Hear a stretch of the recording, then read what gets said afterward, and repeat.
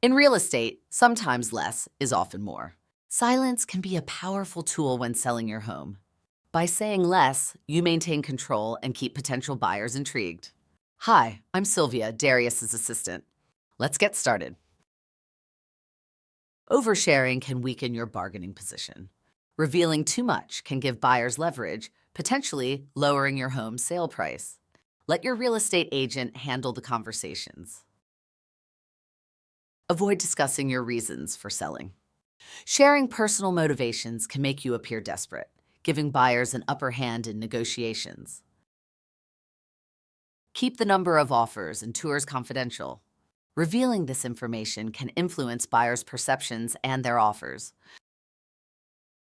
Discussing your timeline can weaken your position. Buyers may use this to pressure you into accepting lower offers. Certain disclosures are legally mandated. Be transparent about property boundaries, hazards, structural problems, and anything that might become a potential problem for buyers to avoid legal issues. Understand state-specific disclosures. Each state has unique requirements, and failing to comply can lead to complications and potential lawsuits. When in doubt, check with your real estate agent. Never ask your agent to withhold mandatory disclosures. It's illegal and can jeopardize the sale. Understand the legal and ethical boundaries in real estate transactions. This knowledge helps maintain a professional relationship with your agent.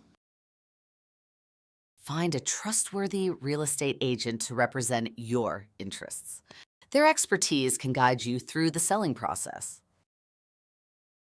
Limit direct interactions with potential buyers to avoid missteps. Let your agent handle it. If you do cross paths with potential buyers, keep conversations positive and focused on the property's strengths.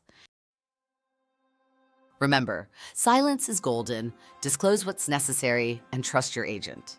Well, that's it in a nutshell. Thanks for watching. Feel free to hit like and subscribe if you like this content.